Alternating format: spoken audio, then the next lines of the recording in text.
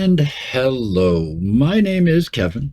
We are Dirty 20 Gaming, and it is Sunday evening, which means it is time for our 1866 game. Things did not go particularly well on the first episode, but we will get to that shortly. We will leave them in ocean-bound suspense for a moment or two longer because we have some technical things to get through first. The technical things are mostly thank yous. Some of these I have to do. All of them I want to do because every single one of these groups or people makes this show look better than it would without them. So let's start with Hero Forge. I use them to make the tokens in this game, all the character art in this game as well. Stunning stuff, amazing product, and no, none of this is paid. Pixabay, the background art for the overlay, almost all of the art in the game that you see is all from Pixabay. And then we have another artist to thank. It's kind of hard to see, the new logo, those overlays that I talked about, the images that the overlays are made from, and much, much, much, much other art done by an unbelievably talented and multi-titled person. The only person in the organization that has two titles, including me, is our lore master and art director and happy face hearts over in the chat person, Thunderscape 7. This show looks so much better with your help. Thank you. Big, big, big hearts back at you. And then one more thank you is our new virtual tabletop. The fine folks at Astral Tabletop, that's astraltabletop.com, have made a stunningly beautiful and pretty and easy to look at system that is easy to use, easy to build your own character sheets if you're a homebrew fan like me. We are in the third iteration of the character sheet for this game. That'll be introduced to these guys in a couple of weeks. I'm the only one, except for one other person, who's seen it so far. Speaking of which, we're using my system, which is called Balance, and that's enough of the technical bits. Now, for the pre-thank yous, before the show starts, where I talk to these wonderful people who keep agreeing to come and play these crazy games with me, these games with no rules and no spell lists and no magic and just people, but they're amazing because they do it. Let's start with playing Lady Mary Talbot for us this evening. Hands. I usually say, where can we find you online? But you are hiatused harder than almost anybody I have ever known in my life. So without giving anything away, hype what you can't yet give away. I have 2 YouTube channels. For more information, see next week. That's all that is available at this time. Yeah. That's like verbal clickbait. I love it. Thank you for joining us tonight. Next, we've got playing Dan Mann for us, new to our stream with only one show under their belt. We have Chip Skylark with us tonight. Hello and welcome, first of all. Hello. And I think we figured out last week you don't really have much to pitch as far as No, yeah, I'm see, just here for fun. this is how I try and pay people back because I can't pay them. I'd say, hey, tell us all about your stuff, but you don't do any stuff. So, well, not stuff that they can watch you do. But thank you very much for joining us. We appreciate you being here. We appreciate you joining the group as well. New talent is always appreciated. And as that brings, yeah, absolutely. Quit doing that to yourself. Playing Beowulf Blackmane for Solar Dasher. Thank you so much for joining us. And I know you do have stuff you can talk about, so please do, because I need some coffee. Enjoy that. Excuse me. All right. Well, when I'm not here, you can sometimes find me here on Twitch under Solar Dasher, Solar_Dasher, that is. Also, you can find me on my website, which I think I need to visit there more often, which is for Bleach the Darkness Within. a Bleach themed role play game based upon the Bleach anime. As far as anything else, mostly, especially this past week, I have been working my butt off at work because I got a promotion and we lost about 5 to 10 people. It feels like. Yeah. Oh. So the work Congratulations. Congratulations on the promotion, and I know once you get to a new balance point, you'll find those places where you can game again. And well, we're hiring like crazy, but most of the people are not here where I live, so they have to be in my city in order to be able to get this. Right, that makes sense. Well, I guess that comes all the way around the circle because Scard is not going to be with us this evening, so that leaves only me, and I am here almost every Friday, Saturday, and Sunday night. We do the Fun Shot Fridays on Friday, where we just pull all the plugs on decency and common standards and practices. Definitely not for children, but funny, yes.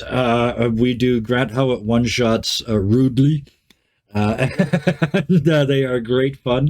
Saturday afternoons, a little earlier than our showtime on Sundays, we have our Star Trek Adventures campaign. This one is great fun.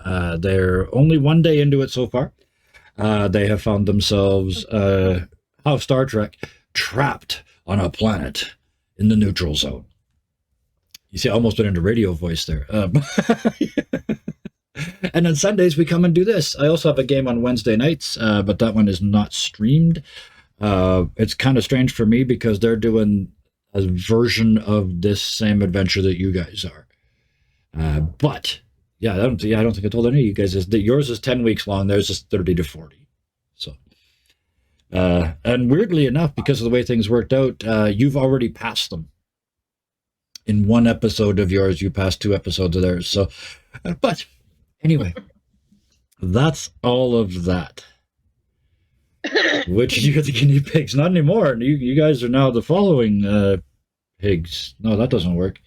No, we are the guinea pigs in this case. You know what? You guys have already changed the plot. Yeah, you've already changed the plot so much that it's 2 very different games already. We are like a boar charging forward into the unknown. Yes. It'll be grand. Check, please. Or crazy. We used to play a game called Sasquatch where you stared at car headlights and it turned around and ran headlong into the woods.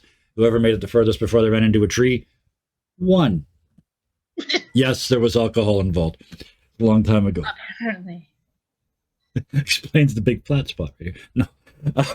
Let's play some D&D. Or no, let's not play some D&D. Let's play some balance. Let's play some role-playing game here. Yeah, please. We've avoided this bad situation long enough. Less than 48 hours into your possibly month-long journey, things have gone really horribly wrong. The captain of this ship, a very competent and skilled man, person who you just figured out was the only one on board that knew about your trip, about its real purpose, and the only one who had been anywhere near most of the ports you're going to. In the brief aftermath, you discovered that the person that has taken over, his name is Lieutenant Darian Nelson, and he has taken command. He is maybe 20. He still moves like an ensign, not like an officer. He does not look confident. But looking, he does look talented, skilled, and well-trained. But there's just a veneer of fear over all of it.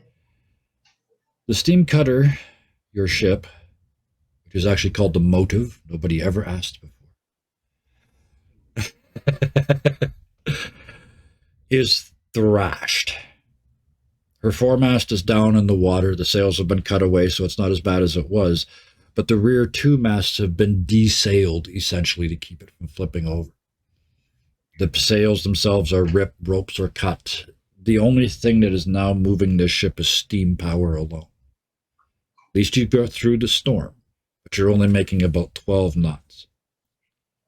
Lieutenant Nelson looked back as you guys, at the end of the last episode, as you all looked back and saw on the horizon that ship from the Netherlands, Prince Hendrik, that had come out of the storm as well. It was a steamship all along. It doesn't look particularly injured. The lieutenant has told you it will do about 15 knots. So it can catch you.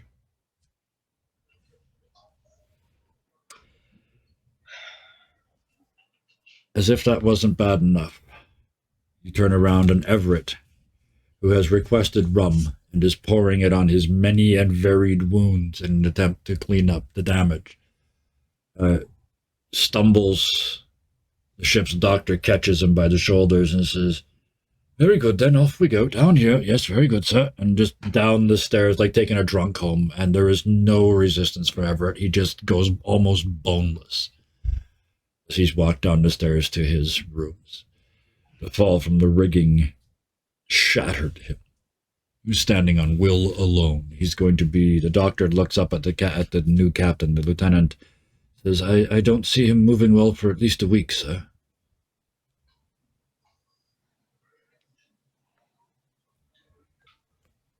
Right, well, that's a problem. So, Yeah.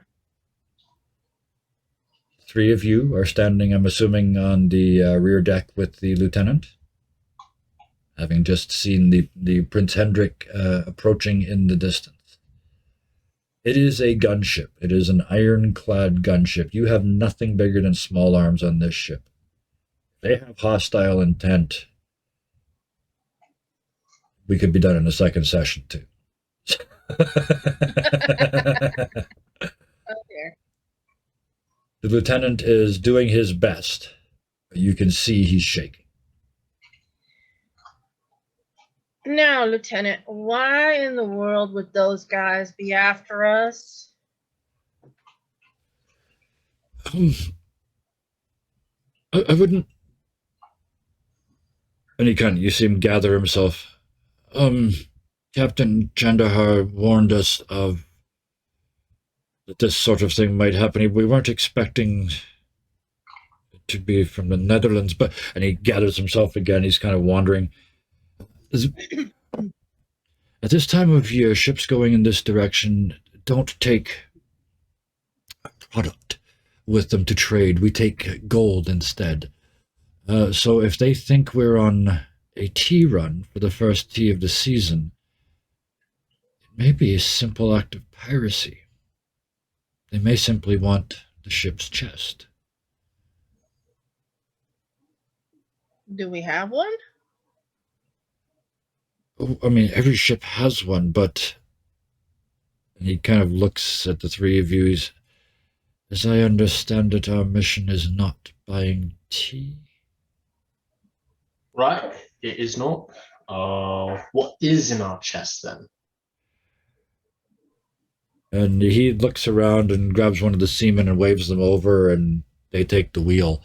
He barks a couple of instructions to get repairs underway on deck, and starts making small headway, like 4 or 5 knots, in the general direction of your next goal. And he looks at the three of you and says, why don't we find out? And he heads down the stairs to the captain's cabin. And when he gets there, he stops. He opens up his uniform, just the first couple buttons, reaches in and pulls out a leather strap. It's got a key on the end of it. He takes it off, buttons up the collar again. You see he's gone very, very formal. He goes to put the key in the lock and he misses. He's so screwed up. He misses the lock. Pulls the key back and starts to go in again. And you can see he's going to miss again. Bo's going to step in and help him. Just this bear steps up behind him and just sort of braces him and helps him feed the key in. He turns the lock. The door opens, kind of with them. Yep. Go ahead. We don't have time for games, my lad. Let's just get going. And he uses the rocking of the boat like a good sailor does to help open the door, and he just steps in as the boat shifts that way. For a military ship, for a royal ship, this is not a fancy office at all. This is a very simple, plain cabin. In fact, maybe pointedly, there's no reason for this. An officer should have a bed bolted to the floor in here, but there's a hammock. So something about Captain Jandahar was he kept it very simple in here. But there is a chest that is literally bolted to the floor. And using the same key, the lieutenant opens it up and flips it open. There's a packet of papers held together with a ribbon and a wax seal with his name on it. And you can see, he just, like, both hands on the side of the chest, embraces himself. Takes a deep breath, takes it out, puts it on the floor. And underneath there's a small little wooden box. And he opens it up, and it's got a couple hundred gold coins in it. They'll be expecting a lot more than that. Unfortunately, Right, they will. but you're right. They're probably expecting more, but we can give them what we have and they can take it. As long as they don't destroy the ship, I'm sure we're fine. I can be persuasive if need be. Right, I have a question. Beowulf, if you don't mind, and Lady Mary Talbot, you're looking quite fine. But the rest of you lads, you're in your uniforms, right? This is a British military vessel? Absolutely, yeah. Right, well, it might be a good time for all the lads to get a little less professional. Aye, that might be a good idea. You're darn right it is. I do happen to have worked with the Monkey Parade, better known as the Whitechapel Mob. And I don't think it would be quite hard done by for the Dutch to believe that we've commandeered this here ship. Spread the word quickly then. Lady Mary Talbot? Then where Thoughts? should I hide? They're not going to expect a lady on a ship that's been commandeered by pirates. Right, we didn't say why we commandeered it from pirates. Just stop looking like a royal lady and just be a normal lady. How's that? Well, I might have a better idea. Lieutenant, is there like a prison or a cells on this boat? His eyes just this big. They're going right from the brim of his little hat right down to the top of his mouth. He can't have his mouth hanging open because his eyes are too big. Brilliant, Beowulf. You're suggesting I put the Lady of the Realm in the brig? Grow a pair. It's brilliant. With your permission, madam. Yes, absolutely. Very good, madam. Yes, thank you. And yes, a pair. Yes. It's temporary, and it will show maybe that we mean business, and it will show that we ain't afraid to take prisoners here. And it will sell the idea that you are pirates commandeering a ship. He kind of grins, reaches up and spins his tricorn around so you can't see the colors of the British Navy, and starts unbuttoning his jacket as he heads out of the room. And he says, "To be honest, the boys are going to love this." And he heads out of his ship, and he starts. You hear him, and he's screaming. He's already screaming like he's not doing a pirate voice, but he's like, "All right, that's it, boys. Time to get your shirts off. Oh, it's like the Merchant Marine, except you get to shoot stuff." And he's handing out muskets and stuff to this, because you've got that. You've got small arms.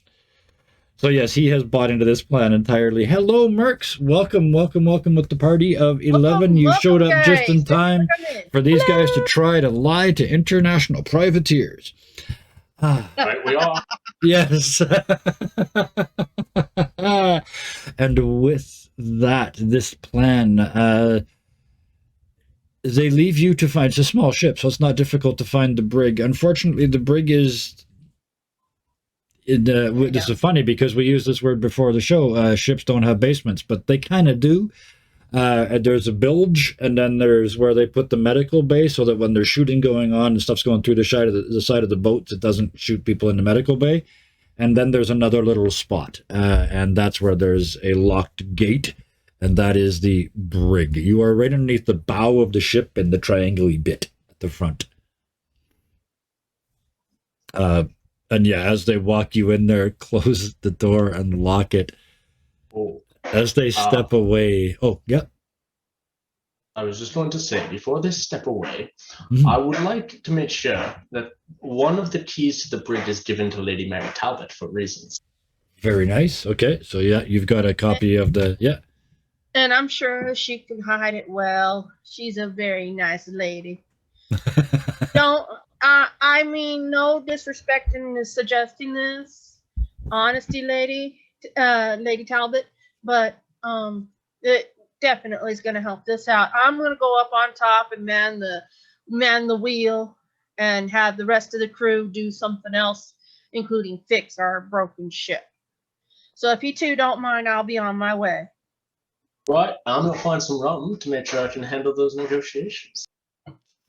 I love it. Beowulf, you head up. As you get up on deck, things have changed on this deck. There's like shirtless sailors everywhere. They got their shoes off. They're singing dirty songs, like bad, nasty shanties.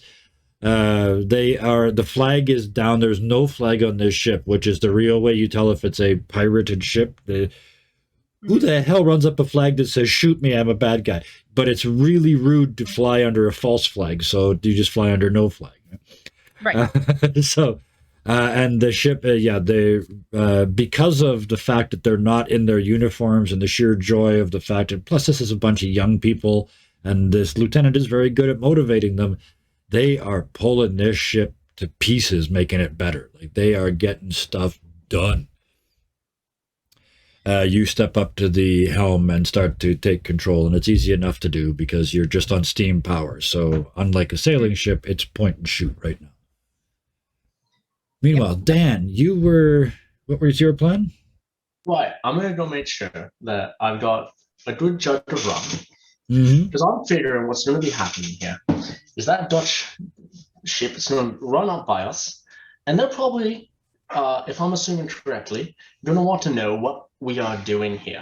And the answer is, well, I used to be one of the leads of the Monkey Parade, and I got bored in my retirement and decided that I would bring some of these lads along, commandeer a ship, and find my way to the Southern Americas because I heard there was lots of sugar and gold there. Excellent. So you couple to stiffen yourself, and then most of the rest for them. Sort of one of those moments. Right, bottle for me and the crew, and then Yes. a bottle to offer. Absolutely. Oh, and the crew. Oh, see, they're used to a tot of rum a day, so like a half a pint each, and they're like, they're not. The songs have gotten ruder for sure. There's some songs that would normally not be sung in mixed company coming out of your crew. But you continued on to prepare for the upcoming duel of wits by getting slightly hammered. Lady Talbot. It stinks in here. This is where you put the drunks until they sober up. So they've been ill. And, it gets hosed out, but it gets like bucketed out with salt water. And they spend the night in here. It is disgusting. You're right at the front of the boat. It's just hammer. Every wave's just poof, poof, poof. What are you thinking is what I really want to know. Probably. She's probably thinking, please, just hurry. Just let this happen. Just let this get be over. Done. And if I have to sell that they've taken me captive, I can. Mm-hmm. I have horrible news for you. I've been inspired by that sip of coffee. You look down. You look around. You are way too clean to have been in this room for anything more than a couple of seconds.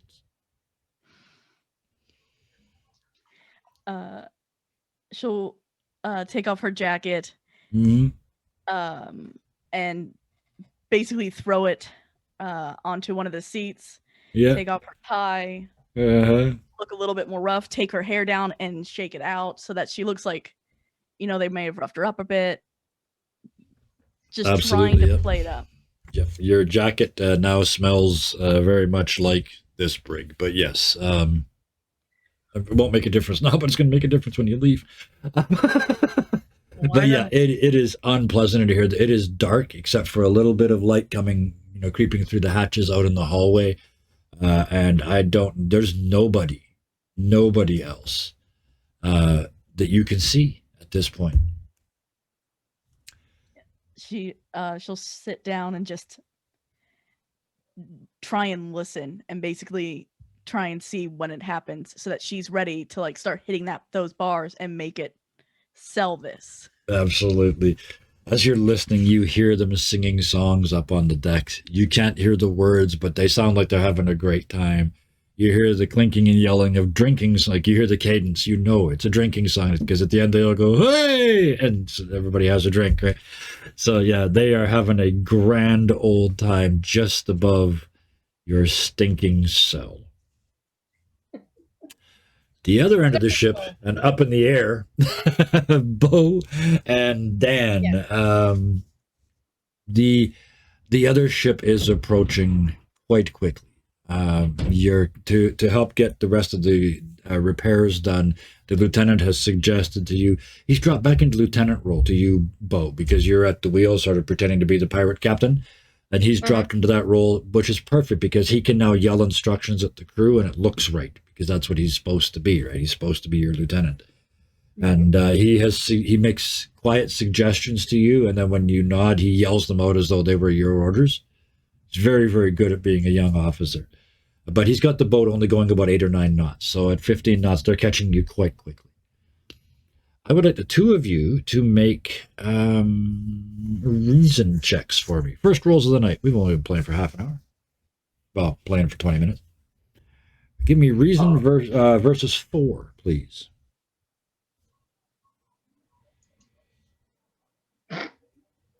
One success. Bo, yeah, you're too busy. That makes sense. You're too busy driving the boat. I know you don't drive boats, but yeah, you're too busy flying the boat. That's what it is. Yeah, I knew it was. Dan,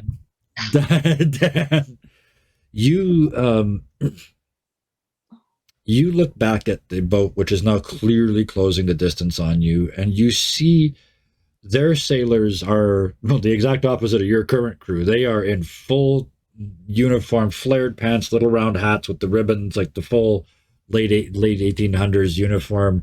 They are swarming over the surface of this vessel. If you remember, it had gun ports that they were armored plate and they'd drop down and the gun turrets would rotate. The armor plates are up. So those guns can't be fired right now, those turreted guns. And you can see from where you are, there's people working on both turrets. So it appears perhaps there was some storm damage to them too. All right, well, that's an order in our favor. And they start to close to within hailing distance. I'd like to take the chance to hail them then. Okay. And tell the lads to quiet down for a moment. Take charge, Dan. If you need my assistance, I'll be right here. Just holler for me. Sounds good. You don't take offense if I call you Beowulf the Bastard? Fine. And the pirates, your new pretend pirates, finish up a song on a strangely well organized phrase that has something to do, and the bastard, something to do with, and the bastard told us to stop singing. And they just go back to work. Heave. Definitely. Get back to work, you guys. Yeah. And I'll give out a hoe there to that other. And you see one of the, in the center, in the cabin, a small hatch opens on the top and an ensign climbs out with a cone. I was going to say a bullhorn, but it isn't. It's just a cone. And they yell across, identify yourselves and your purpose. Right. Hey, do we have one of those cone things? One of the sailors hands you one. Yes. Yeah. Fantastic. Yeah. Dan Man of the Monty Parade, and we are going to South Americas because we can. There's a brief. You can see him having a conversation through the hole in the top of the cabin with somebody important inside.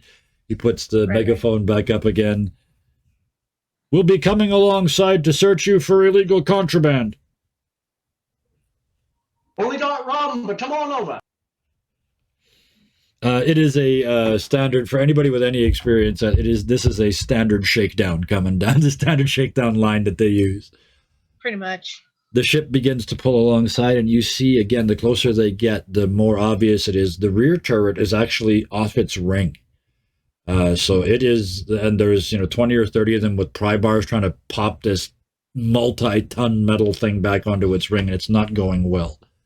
The front one, the problem seems to be inside. You can hear people inside running pneumatic hammers, steam-powered. You can also hear a lot of swearing and cussing and banging and breaking of stuff. But It appears that both turrets are stuck to some degree, which would explain why they haven't got the armor plates down, because they can't aim. The soldiers, a lot of them do have rifles, but they are shouldered, and they appear to be sort of very much part of the uniform, as they would be. Now, Beowulf is going to yell out to the crew. Now, crew, no adverse actions against these people. Just do your work and ignore them. I'm going to take care of the ship. Dan is going to take care of our New friends. And the crew starts, yeah. So, just work and ignore them. Thank you. The crew starts singing a very quiet shanty called Trying Hard Not to Be a Dick. And no more shanties for now. And it doesn't so much stop as it kind of fades way, way, way, way down to a whisper. They keep looking at you, and it's finally like, shit. And then they stop altogether. Like they were looking for the minimum volume they could do it at. Yeah, and then Bo just does not give in until they're quiet. And they are completely quiet and going back to work. Exactly. The other ship pulls up alongside. Two of them start to slide a plank across. And the ensign that you saw earlier steps out of the side of the cabin and says to you, permission to board. Permission granted. Good, we were coming anyway. He looks back in and he kind of nods, and you can tell he kind of got a nod back from inside, and he steps back in, and now the officers step out. There are 3 of them. So 4 armed guards and the officers come across the plank to your ship. Just need to see your manifest, and of course look in the hold to make sure it's what it says it is. Right. They have not introduced themselves or nothing. The person talking to you is wearing captain's bars, so they outrank anybody on this ship. Captain, yeah. Can I offer you a bottle of rum for an introduction for you and the gentlemen, since we'll be chatting here for a moment? Yes, but perhaps that should be not up here on the deck where my crew can see me. Right. Shall we then? And the 3 of the 3 of you, the 2 of you that don't stink, go down the stairs and to the captain's cabin, because that is where you would go. It occurs to you at this point that I don't have to occur anything to you. The manifest was in that box. It's part of the cluster of papers. And as you enter in here, the lieutenant, you see he's gone through them at some point in the last couple minutes, because he's good at what he does. And because you can see the wax seal is broken and the ribbon is gone, and there's a lot smaller pile than there used to be still in that chest. Part of it is the manifest, and it includes the tiny amount of gold that's in this box. And then it says, the real manifest says passengers 4.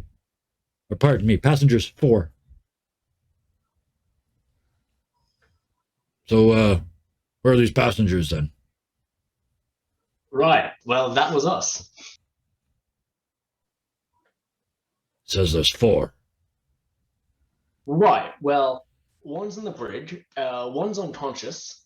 Also in the brig.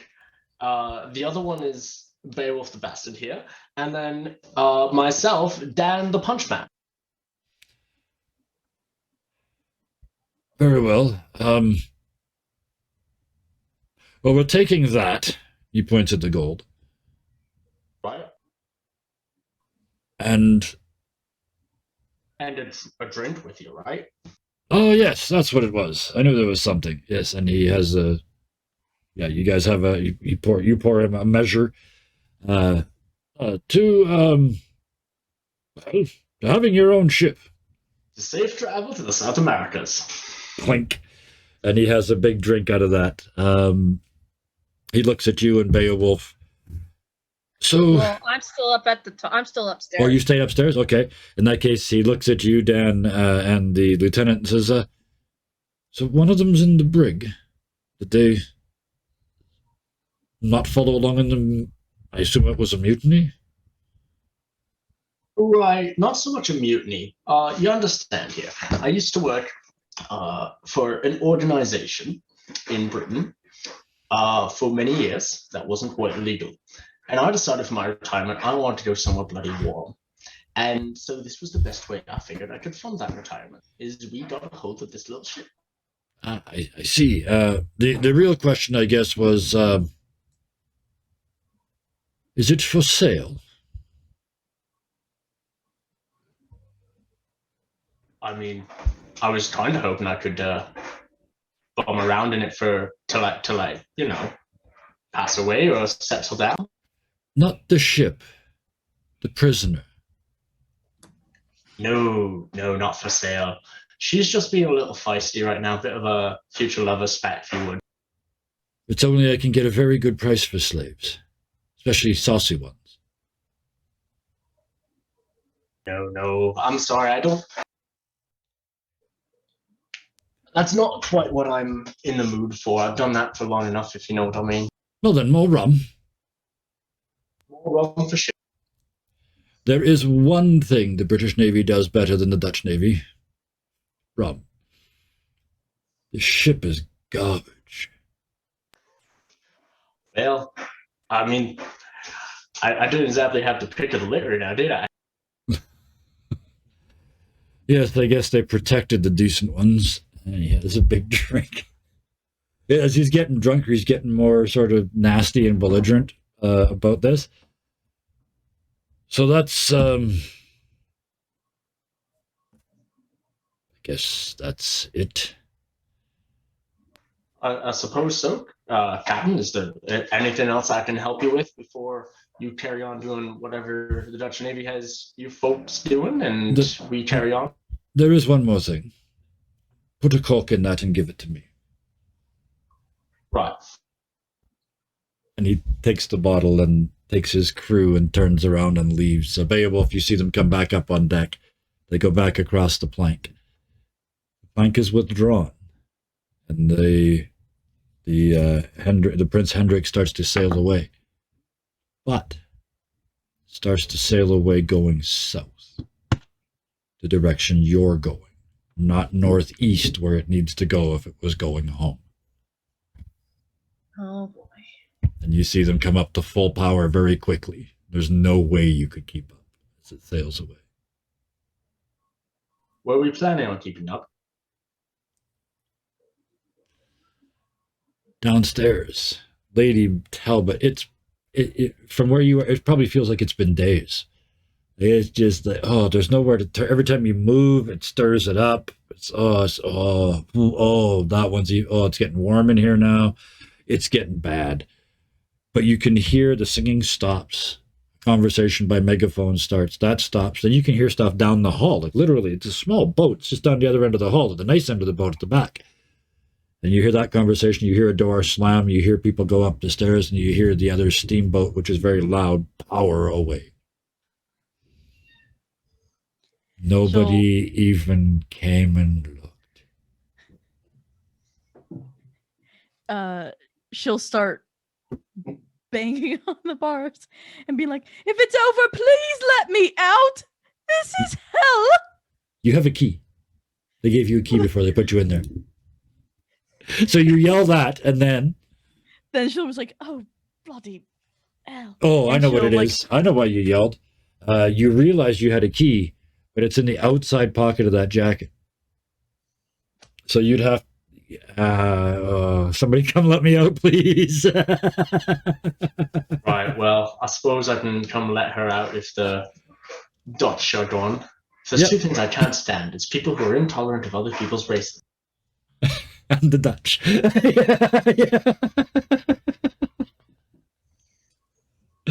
Oh, first copyright infringement. We haven't had one before. I think you're good for 3 before they shut you down.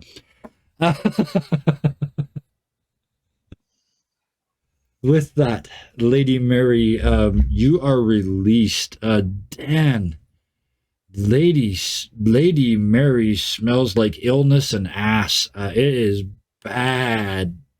She was in the brig. Right, well, we better get used to new clothes. Lady Talbot, what are you doing?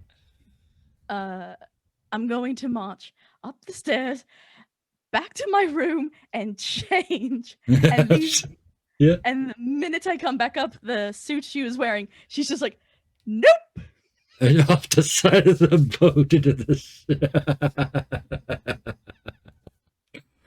There is plenty of water on a ship, even though you're in the ocean. There's plenty of washing water, so you can easily get yourself cleaned up. So yes, if you smell now, it's all in your mind, which it probably does. Beowulf, Bo, you as this finishes, your crew that has been working quietly, as the other ship pulls away, the volume on their song starts to come back up again. Like they've decided it's okay to sing again. And just at that moment, the front mast breaks away from its stump, and all of it falls into the ocean and starts to float away. So now you can come up to, even you realize, and the lieutenant turns to you, Lieutenant Nelson turns to you and says, we can probably do about 8 to 10 knots now, sir. Shall I make for the Azores? Or, and he looks back the way you came. Suppose we should move forward. Wouldn't want to go back without finishing the mission.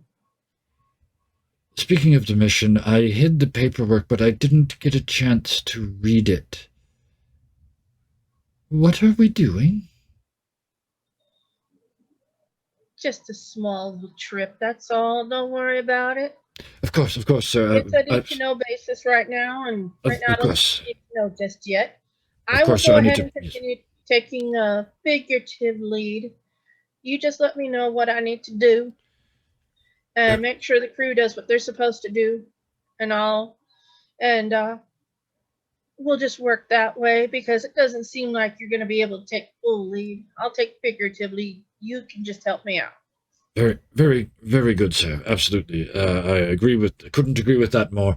And if you'll accept my apologies, sir, probably because I took the jacket off and felt free and useful, and yeah, I'm all done with that now, sir. Stiff upper lip and a pair, sir. Right, And question. you. Do we have to go back to the stiff upper lip and the pear, if you would? Well, keep the pear. You might need that. Just wondering, because I find life is a lot more fun without that stiff upper lip. Let's let the crew be themselves, unless we're going into port. When we go into port, we have to be all nice and fancy like we're supposed to.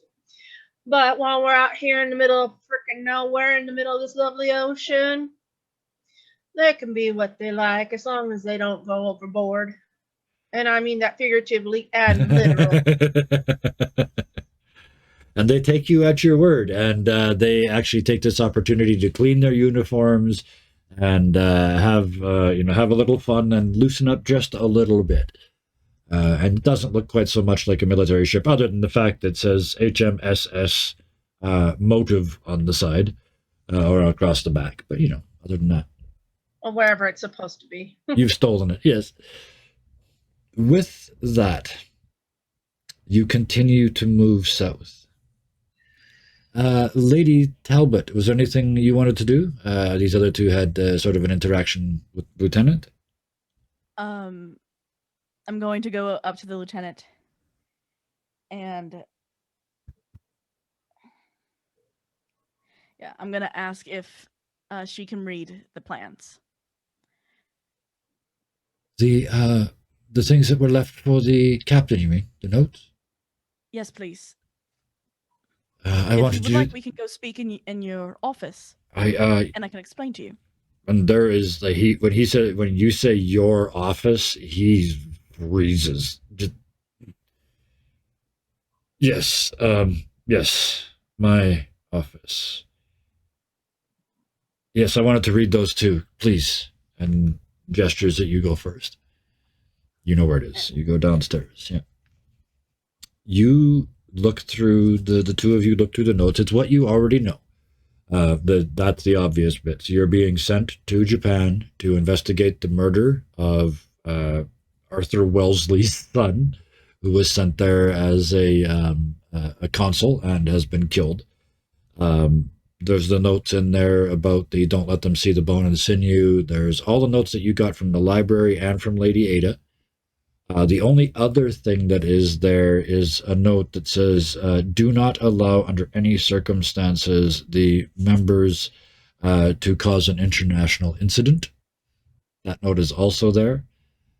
And then there is a separate page that you have not seen. It is just signed from the Admiralty, which is a way of giving an order with nobody being responsible for giving it. It is directed to Captain Chandahar himself, and it says, you will offer all assistance required up to and including physical force if necessary. However, you will not, I repeat, not cause an international incident. All right, it's exactly what we knew. And he's staring at that last page because that's for him now. So that weight is now on his shoulders. He has this whole crew that no longer looks like British military naval office or soldier crew. And he's not allowed to cause an international incident. There's no flag on the ship because you guys are running pretend pirate. His eyes are starting to... He's starting to think. You can see the gears.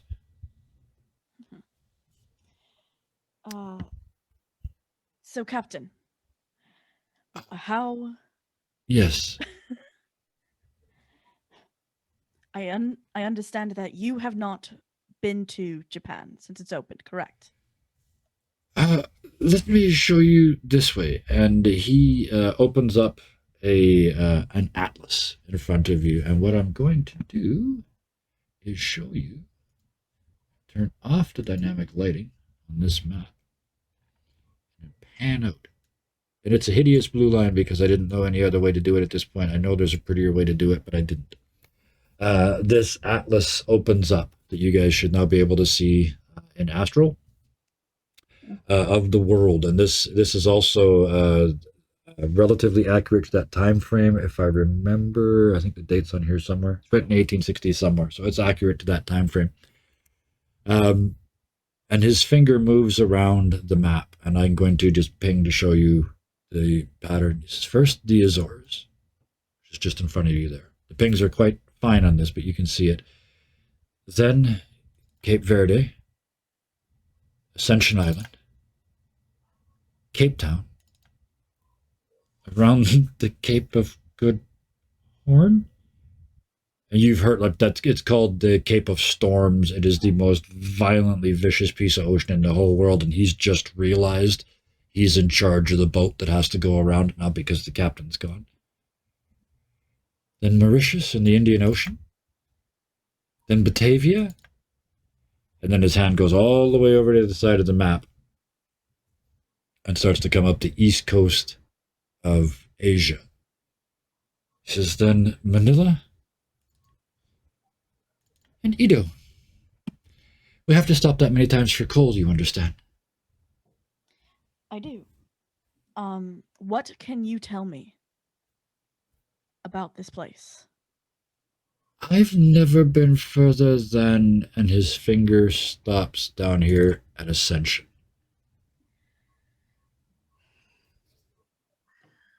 All right, so we still know literally nothing about Well, where we're especially headed. because Cape Verde is basically nothing anyway. He's sort of tapping the map and he explains to you it is strictly a coaling station. There is nothing else there. It is a rock with a big pile of British coal on it. So, we're going to miss the captain horribly. 30 Yes. years. He's been doing this route for 30 years. There is no wave he doesn't know. Didn't know.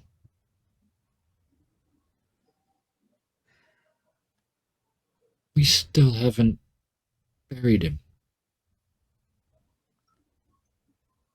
How do you bury those who die at sea? When the body is missing, you just do the ceremony. He looks over at the bed and lifts up the bed, and underneath it there's medals. And these go over the side.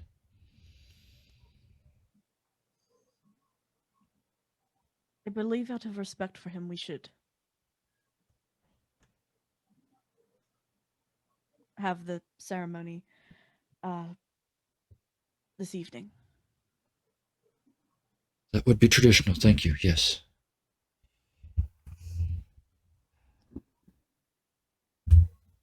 Is there anything else you can tell me about what you're going to do? What, unfortunately, I know you know. If you don't mind me saying so then, Lady Talbot. We're about 85% of the way to screwed, aren't we? I think even more. Just being polite, madam, but yes. This ship, myself, and this crew are at your service and the service of the other three. As I understand it, the one is not going to be suitable for business for some time. I hope, for all of our sakes, the doctor is wrong. I as well. We should let the crew know and get ready for the ceremony. Agreed. Will you tell the others, or shall I? I can tell Mr. Mann and Mr. Beowulf. Mm-hmm. Very good, and I'll let. He insists I call him Everett. He won't let me call him by his last name. I'll let him know he's in sick bay. He's taken quite a number of blows. Rather beat up. Who puts their knife in slides? Does he think he's Peter Pan? No, I believe he is what we call an American. Ah. Yes. You know, I'm not going to lie. Until I was 16, I thought Americans were fictional. But there they are. As far as I can tell, he is my first that I've ever met. And he is, as you would call, a cowboy. Never understood that term. They ride horses. Why are they called cowboys? He's also quite a bit old to be called a boy. He's been in short pants. He can't still be in short pants. I don't understand it. I know he has things that go clink, clink, clink, clink, clink, clink, clink when he walks. And I guess that certifies as a cowboy. Well, we're going to have to leave it at that. We have business to attend to that's rather more important than that. And he lifts up the hammock edge and pulls out those medals again. I will go to tell the other individuals. So he she heads does off not to... know what to call them. Yeah. Yeah, you guys. What are you guys called? Are you a team? Are you a group? What are you? Never mind when I eventually, as I always do at some point in this 10 weeks, have an NPC ask you what you're called as a group, so be prepared for that. But the two, you go out, you go one way, he goes the other, you go upstairs, and to save us a little bit of time, you explain what we've just talked about. Is there any of it you hold back or don't share? No, but I do express my annoyance at the fact that we have been asked not once, not twice, but 3 times now not to cause an international incident. It's almost like they don't trust you. Right, but have we caused an international incident? All you've done is defrocked an entire Navy ship of their official garb and told them to officially act like pirates. You've lied to foreign nationals. You've given away treasure that wasn't yours to give away. But other than that, following all the rules. Those are all national problems. And with that, is there anything else you'd like to do before you start to limp your way towards the Azores? Oh, one more thing. The lieutenant tells you it's going to be at least 5 or 6 days there doing repairs in the they don't have to dry dock her, but they are going to have to do repairs in port. And that'll be 5 to 6 days rather than the regular 2-day stopover. Well, So we have you booked at the hotel as was the original plan. We can just extend it. we'll have to do what we can, apparently. Just They're giving us a hotel. It was part of the trip because as they explain it to you, the ship has to be recoaled at these various stops, and that can take up to 2 days, just the recoaling process. And you do not want to be near a ship while they shovel 40 tons of coal and coal dust into the hold. So they put everybody up in a hotel in town while they do that and some other basic maintenance. In this case, they're also going to have to replace a bunch of sails and rigging in the front mast. But right. luckily for you, the Azores is a major, major port. You would know that much before you even get there. At no point do you see the Prince Hendrik. Oh, you're driving? I refuse to say the right word. You're driving the boat. You're heading for the Azores, and that's the plan? Excellent. Yep. I'm following the lieutenant's what the route the lieutenant knows. Yes, absolutely. So basically I'm just steering the ship and he's telling me where to go. Well, you make your way in the correct direction under beautiful skies. It is another day and a half because you're going so slowly. But you finally get here to the Azores, and I have another lovely time appropriate map to put you on. Before we get to port. Yes. Right, I was wondering,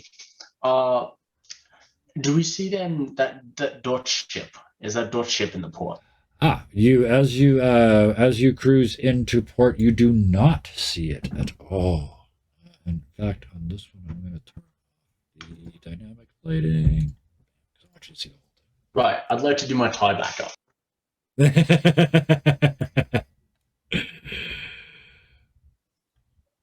So you should now be able to see the map of the Azores. Also time appropriate. I believe this one was 1650 something. This map was done.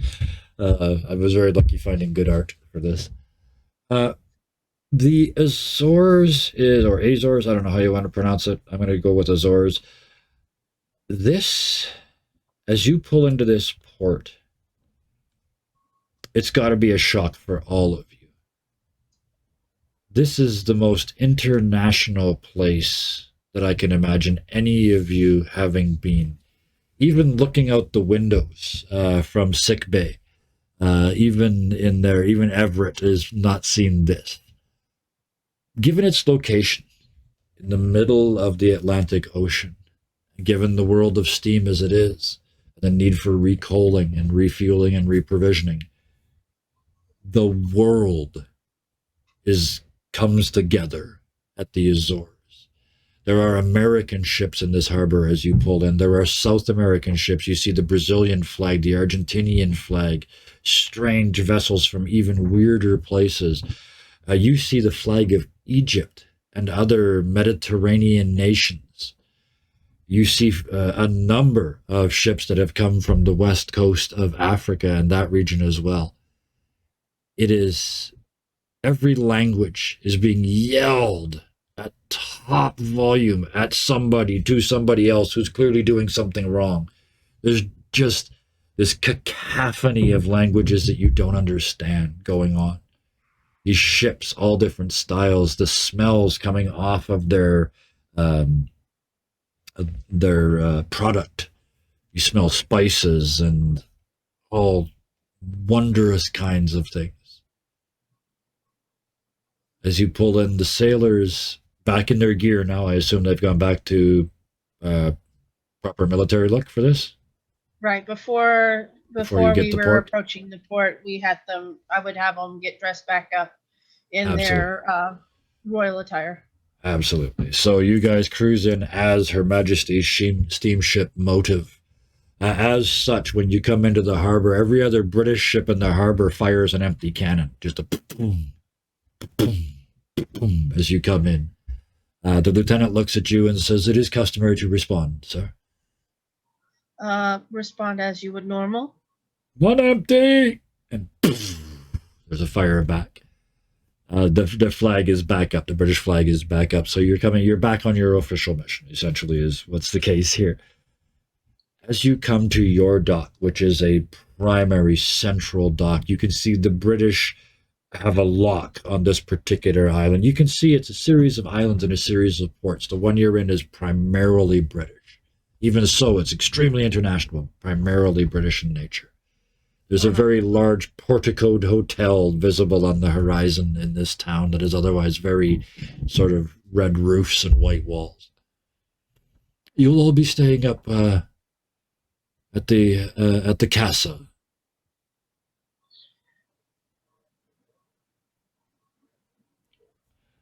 Right, that's a fine little place for us.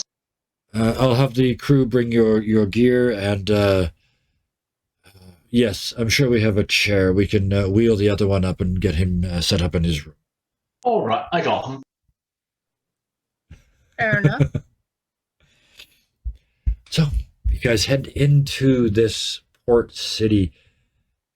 I mean, it's a port city. There's people everywhere around you, pushing and shoving and moving and trying to sell you stuff in languages you don't understand. Well, it's just going to look around to see. I'm sure he has a few bounties he has not caught up on yet. So he's going to look around to see if he can find any of those bounties as he walks around towards the hotel, of course. Give me a reason roll. Versus 4? Yes. Lady Talbot, what are you doing as you head towards the hotel? Poor Lady Mary Talbot, she's so lost. Oh, yeah. The minute they're all swarmed on her, she just like kind of freezes because she doesn't know people all that well.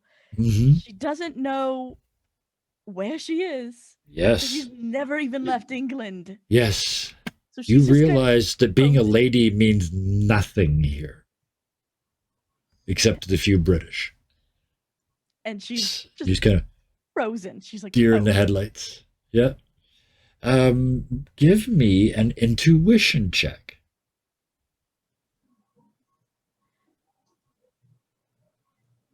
Versus 4. Okay. Oh, you just it's like failed to process 404 error, brain not found, right? It's just you just locked up, and then you feel a tug at your belt, and you look down, and there's a child trying to pull your coin, your purse off of your belt. Can I be keeping an eye for that? Just Yep, absolutely. You give I'm me used a, to that light. Yeah, you give me an intuition as well, because it's sort of street smart sort of thing. That reason was street smart. cat approves. Somewhere in the distance, a cat approves. Hold up, I thought reason was street smart, so that's the case. My stats are wrong on my character. No. Reason is fine too. Use reason instead. I don't care. Whichever way you see it, that's the way it is. That's the best part about this game. 2 successes. All right. She would So, have yes, no you idea what's going on, so she'd probably get down and be like, "Hello, little child." And they're still trying desperately to pick your pocket right while you're looking right at them. Right, can I Dan, you pick the see child this. Yeah, you just look over and what do you do? Right, well, I've got Everett on my right arm back. Oh, So right, you're helping him. So, yeah. I'd just like to pick the child up with my left arm Yep. and give him a stern looking, because Mhm. I don't think they speak English. No. And just very want to say unlikely. there's easier prey elsewhere. And I'd like to drop him and then point at an easier looking merchant to steal from. Their hand lets go. They drop. And as you let them go, they just start backing directly away from you. It is only at that point that you realize they're not looking at you.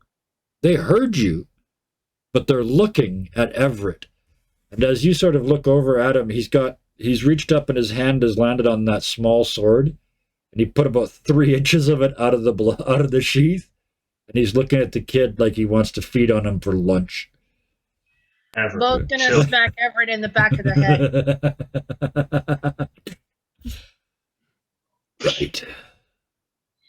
Right. And hopefully they'll just knock him back out for a little while. And he puts it away. I was just trying to save time.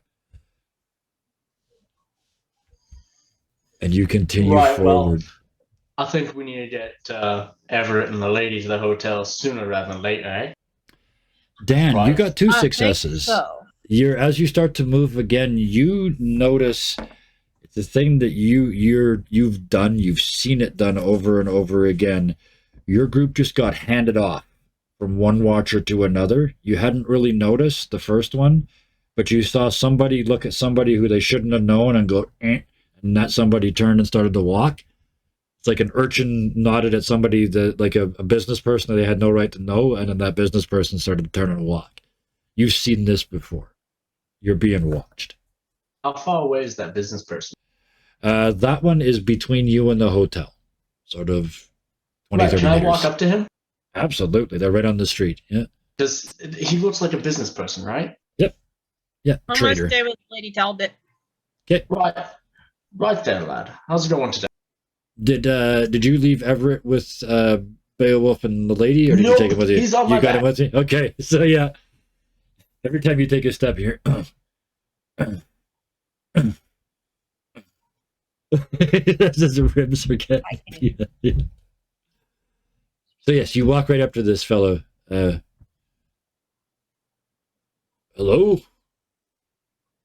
Oh, yeah, how's it going today? Well, you look like a bit of a British chap. How are you doing? I'm well, thank you. Just purchasing some silks. Yes. Right. As I'm sure you might know, I've been to town, and I'm wondering where I might find some of the best trading, if you would, lad. Well, what is it you're looking as for? I I do specialize this- in silk, fabrics, that sort of thing. Sorry, I'm not done yet, Tim. Oh, okay. Oh, sorry. As Yeah. I do this, I'd like Yeah. to take a moment and slide up my right sleeve to reveal my mob tattoo. Oh, okay.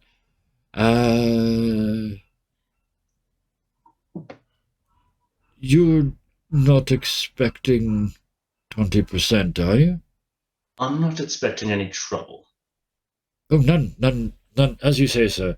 Oh, Right. yes, sir. Not watching you at all, sir. Absolutely, sir. Yes, watch this, sir. And he goes very obviously up and down the street. Right. And yes, if you know a good 20% informant, let me know. You'll be staying, one assumes, at the casa. I think it'd be better if you find me at the docks. Yes, the fancy British ship that just came in. Right. Yes, of course. As I was, sir. He just turns around and just walks rigidly away like somebody who's waiting to be stabbed in the back. I won't have Everett draw this time. I'm only going to do that to him once when he's not here. You come back, the three of you join together, and anything you'd like to do in this town before you head to the hotel? I think for now, we should probably get Everett and Lady Talbot to the hotel Mm-hmm. to keep them safe. And then if Dan or I want to go out, we can do so at that point, because they're less likely to mess with us and more likely to mess with the two that are the lovely lady and the gentleman incapacitated. Yes, she is basically incapacitated, so that is fine. Yeah.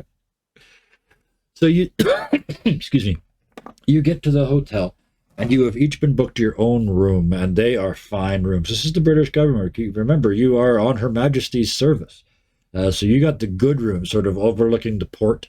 There's a nice breeze on your balconies. It's a really nice rooms. Each of you has your own. So, Lady Talbot, you're staying in your room, are you?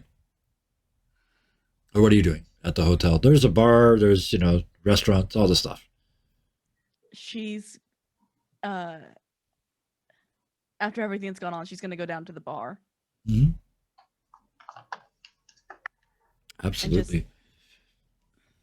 Kind of sit with her book and write and watch and just kind of try and process what's going on.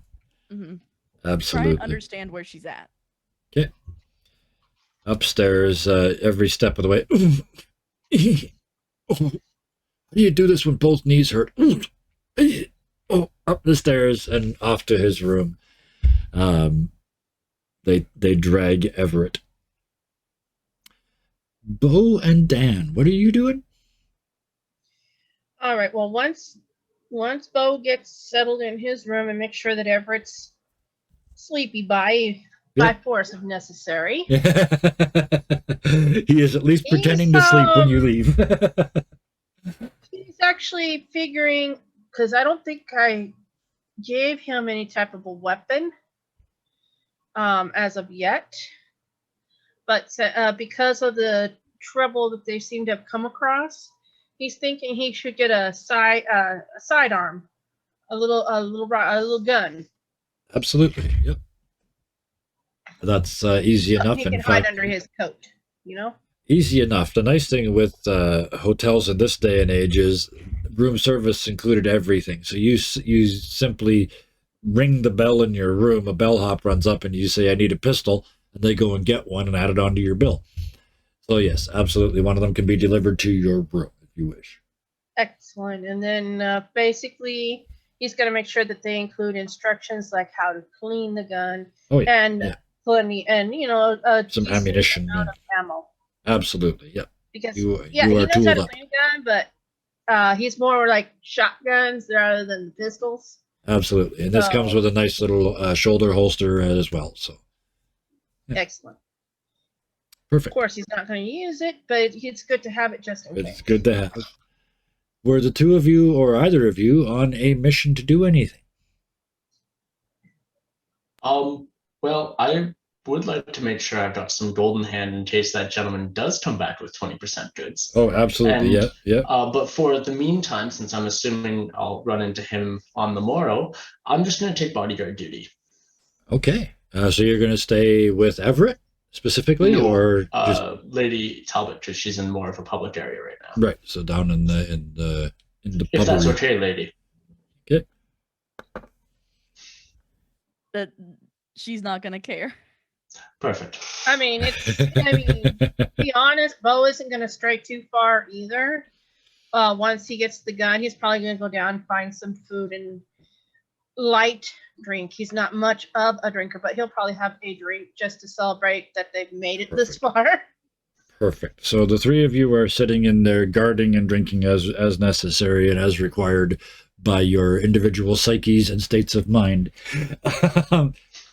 This, out of all the places, the weird is probably weirder in here because this is the most British sort of drinking establishment ever, right? It's got the red baize tables, the big chairs. The waiters are all in tuxedos with ties and cummerbunds, and the drinks are all on silver trays and cut crystal. But the people sitting at the tables are wearing outrageous garb from foreign lands. They're talking in different languages. You can smell tobaccos and whatnots being burned in pipes and structures and things that bubble. And it's just, it is, and against this very British background, it shows you at the very least how little you've seen of this world. And I need all three of you to roll intuition for me. And it's not, everybody roll against 4s because I want to know who generates the most successes, not who generates successes. So it's 1 success, 0, and 2. There it is. Makes sense. Bo, you're looking at your third shot. Should I, shouldn't I? You lift it up and kind of look through it. It's like, oh, that's pretty. That's through the glass. You can see somebody through a window looking in.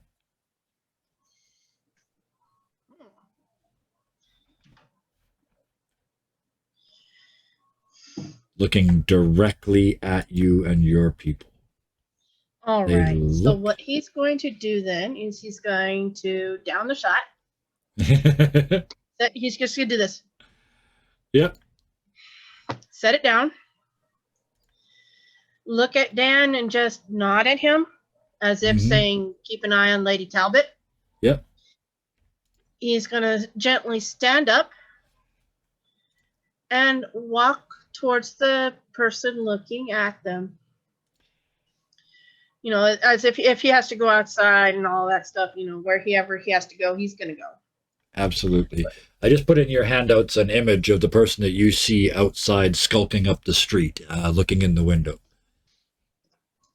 It's a fairly young lady dressed in very dilapidated, beat-up clothes. She looks to be either European or American. The hair is bright red, but it appears to be dyed. And they're looking scruffy. You notice there's sandals right there, like basically just pieces of, material tied to their feet. They're looking pretty scruffy. Mm-hmm. Beowulf, you have your shot, walk out of the bar, turn and look down the street, and that's what you see. You've opened that up and opened up the handout. At Gonna this point, follow they him. have not yet seen you. Well, Yeah, they he's saw you gonna- walk out, but then when you get out there, they're looking in at Lady Mary and Dan. Oh, yeah, he's going to walk over to her and just kindly place one of his big hands on her shoulder. Okay. She, Not saying nothing, yeah. just place the hand on the shoulder closest to where he's at. there's a flinch, and she just drops and turns and tries to run.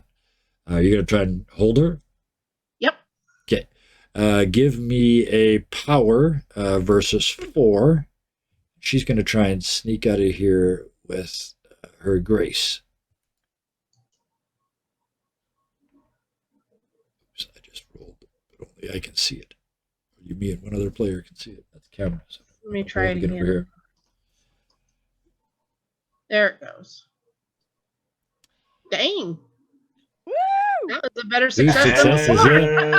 So yeah, So you good.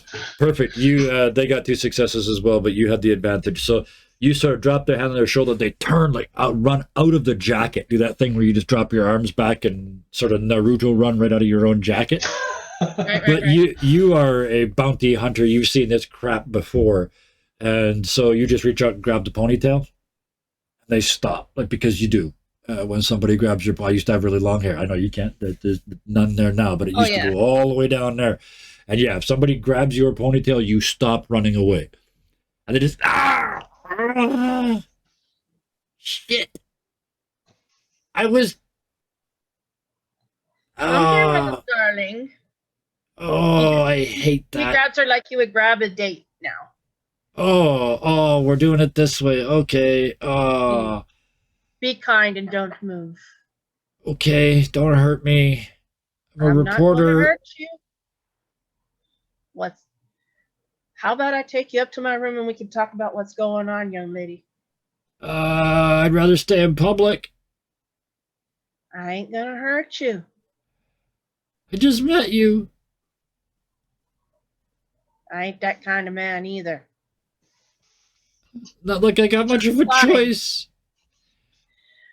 But fine. He walks over. I'm assuming there's going to be like an alleyway nearby, Oh yeah, there's right? alleys, there's street vendors selling, coffees and food, and He's yeah, gonna- this is a very busy gonna- place. So He's gonna keep a hold of her. Yeah. And take her into the alley then. Okay. Then she doesn't want to talk in the room. Yeah. He's not gonna let go of her, but he's gonna Yeah. turn her to face him. she's looking way up at you. She's tiny. He's big. I get that. Yeah. It's the way I look up at my hubby. Anyways, he's gonna look down at her and say, "Now, Missy, I understand you're probably just doing whatever it is you were told to do, but can you enlighten me as to what it was you were told to do?" I lied when I said I was a reporter. You're huge. I am. I got paid to watch you guys. Okay, watch us do what, by pray tell? I was supposed to find out where you were going and what you were doing. As far as you know, we ain't going anywhere in particular. I got We're paid just up front. I here- don't care. I'll just leave now. Hey, calm down. How much did they pay you? I got $25. It's enough to get me back to New York. Ah, New York lady. Very nice. How about I give you a little bit more and you just let them know that you lost us and we'll go on our way? No big trouble here. You got that? You don't even have to give me anything more. I'll just go back and say that you saw me and I ran away. No, don't tell them we saw you. Okay, I just won't say go you back. lost or whatever's going to keep you safe. If you run into any trouble, you come find me and I'll help you. I'm a kind gentleman, big but kind. I Well- ain't meaning to hurt you at all. I want to make sure you get safely on that trip, on that boat back to New York. Got that, lady? I do. Who do I ask for if... Look for Bo. Don't think there's too many people here called Bo or Beowulf. Or you can ask for Mr. Blackmane, either way. Okay, Now, if I let you go, you ain't gonna scream or nothing? I'm going to walk away like nothing happened. You know what? You're right. You're not like that. I'm a big teddy bear when I need to be. I'm a big jerk when I need to be. I just want to make sure you're safe. If you run into trouble, come find me. You I'm look like a pretty grizzly much bear. going to stay to this hotel. You look like a grizzly bear in a suit. Okay, I'm going to be on the next ship back to America. Thank you so much for not killing me. No, I wouldn't do that. I don't like to hurt ladies. You just keep your nose clean and get yourself back home and have a good trip. He lets her go. And she just bolts. Just gone into the streets. And with He's that, just going to sigh a little bit and then walk back in as if nothing happened. turn back and walk What? inside. Welcome back, Mr. Blackmane. I gotta say, I gotta say, I told you Beowulf the bastard, but that ain't a good name. What's your third name? I don't think I have one. Normally, people either call me Bo, Beowulf, or Blackmane, Mr. Blackmane. You Right, thought, well- ladies, Or even the werewolf. Ooh, you have Mary's attention now. Like, wait, this right. You're the big wolf. Maybe. The doorman and the big wolf. Right. Fair enough to me. I'm just a big old teddy bear normally. And Lady Mary, you're... Sometimes. She's just very interested in this conversation. Like, wait, this is a thing? Right, well, of course there's a thing. I just saw that meme in gotta- my head. Is this one of those peasant things I wouldn't understand? Basically.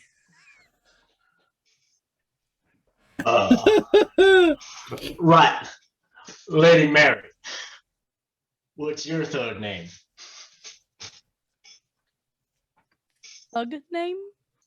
Right. The name that you gotta say when you do a crime so people know that it's your gang that did it, but they don't know that it's exactly you. See, I'm the doorman. Right? Right? Because I'm Dan Man, the doorman. Right? What's yours, Right. Lady Mary? We didn't grow up with any names like that. I was always just Mary of House Talbot, family Talbot. Unless you're going by the trads. Right, so you're like Lady Mary of the Talbot gang, is what you're telling me. So like Lady really is your street name. You just Lady. Fine lady at that. Lady Dan and I don't Bo. think she needs a street. Or Lady Dan and the Wolf. I love it. And with that, this day starts to wind down. You go and check on Everett a couple of times. He's beat up. He's going into that sort of second day thing where everything's starting to stiffen up. The bruises have gone full black with the yellow and the deep cracked, the sensation. He's hurting here and there quite a bit. But as the sun sets and the drinks flow, and you find yourselves somehow in the center of the world on an impossible mission with no backup, no friends. And if this is how weird the first stop on the way is, what must be in store? I know we're only 90 minutes in, but there was only 3 of you tonight. I want to go around the table quickly here. I want to know what your characters are thinking as they sit in this bar watching this stunning sunset. Because you're on a little tiny island in the Atlantic. And to the west, as you're looking, the sun is setting and you can see just the tiniest little ridge, or maybe you can't. Maybe it's only clouds. But it feels like you can see the coast of Africa over there. Bo, let's start with you.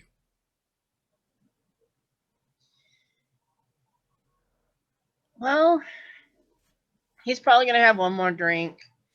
He's going to think about everything that transpired to get them there. Then about the young lady hoping here, that sound of the boat leaving, he hears in the distance that she's on. Thinking about Everett, hoping he's okay. Thinking Dan's a little bit nutty, but definitely trustworthy. Dan's been drinking since just after dawn. And of course, because he's a gentleman, he wants to make sure that Lady Talbot is safe. Mm-hmm. But most of all, he's like he feels a little more secure now that he has that pistol with him, and he feels that as long as he has it well hidden, which right now it pretty much is, Very much so. Yeah. Until he decides to draw it. Otherwise, he's going to use his hands. He's just going to, just take a moment to reflect on everything that's happened. Yeah. And realize, we're probably not going to find another captain. No. That lieutenant's probably just going to have to stay taken over because, there's no way that he'll continue to take charge of the boat pro tem, excuse me. Let's be specific. For the 4 people that knew the difference, yes. For everybody who knows the difference. I appreciate you correcting yourself. Yeah. So and then basically he's realizing he's still going to have to act as the captain in light of the lieutenant until he comes into his role, so to say. Absolutely. And basically he's just taking a moment to accept everything that has happened, reflect on it, and prepare himself for what is ahead, and making sure that his companions will be safe should they need help. But he's not going to necessarily specifically tell them that. He's going to assume that they know that he will protect them if need to be.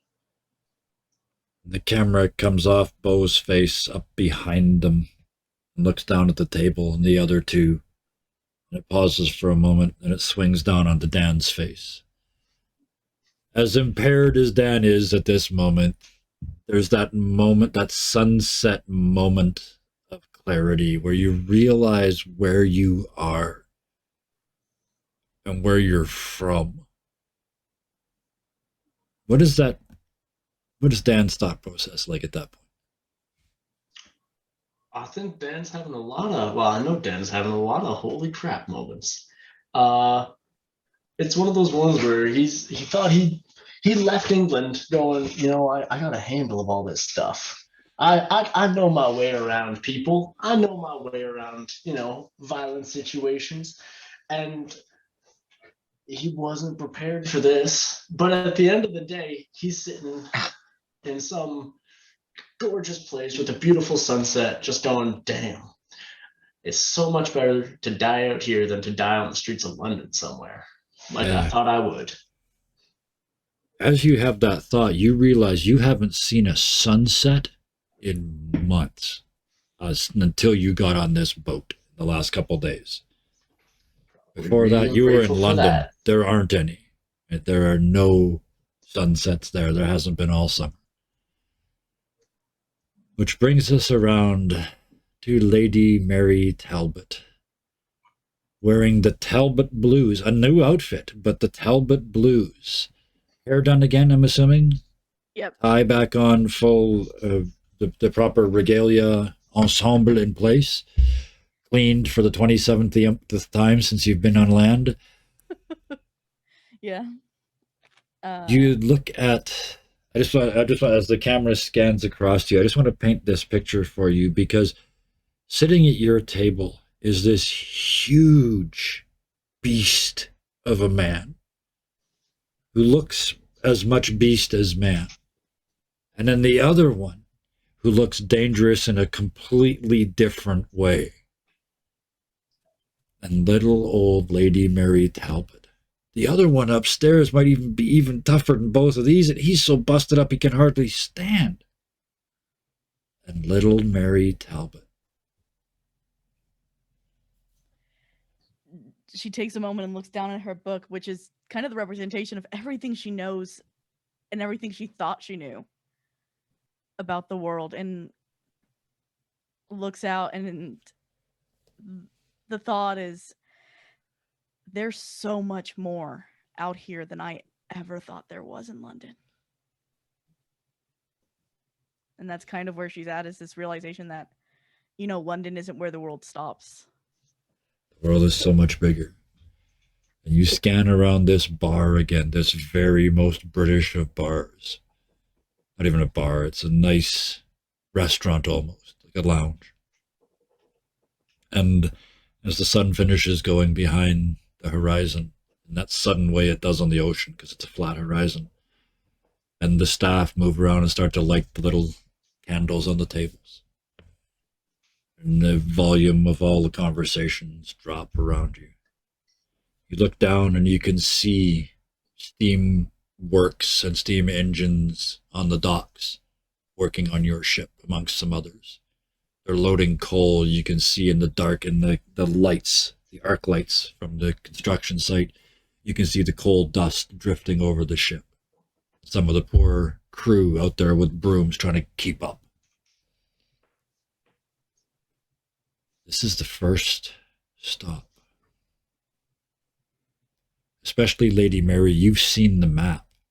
You are this far on a journey that's this long.